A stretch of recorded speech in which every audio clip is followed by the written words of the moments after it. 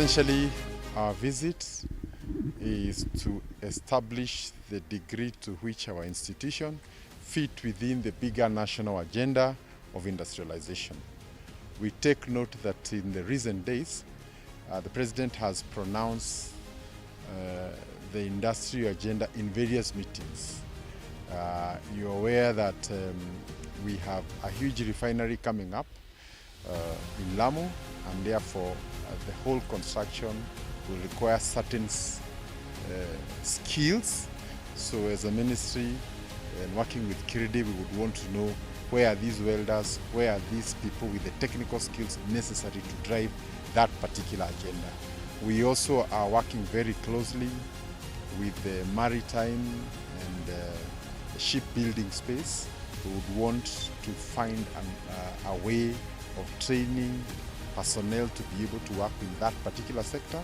Again, KIRDI is well positioned to be able to help us train welders and other technical sort of skills that can work in those specialized industries. But increasingly, we would want our young people to work in specialized technical jobs that are better paying so that we can have more value. And therefore, we are looking at how can Kenya be part of that conversation of providing the right manpower with the right skill to the rest of the world. And I think this is in alignment with the national goals around creating employment and also sustainable jobs for the future. For Kenya to develop as an industrial power within East Africa and the bigger region, we must also develop the manpower.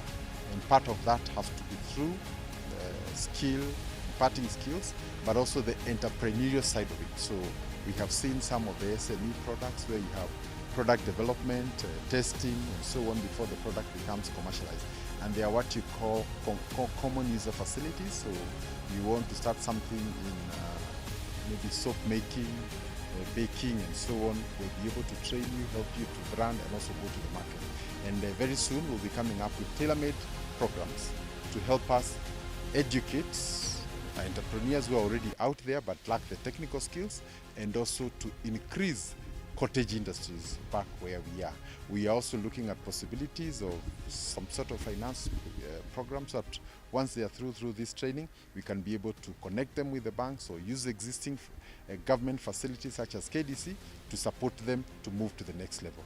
And this is all in recognition of government may not employ everybody, but can create necessary incentives for people to employ themselves and to be able to create the necessary economic sort of environment for that business to thrive.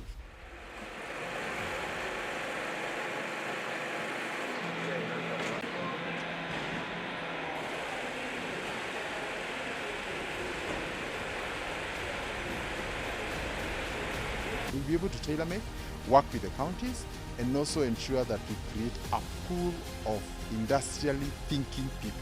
And I think one of the things we'll also be working, especially for the long term, is to change the mentality of our people from perceiving themselves merely as consumers or potential employees to also possible creators, co-creators.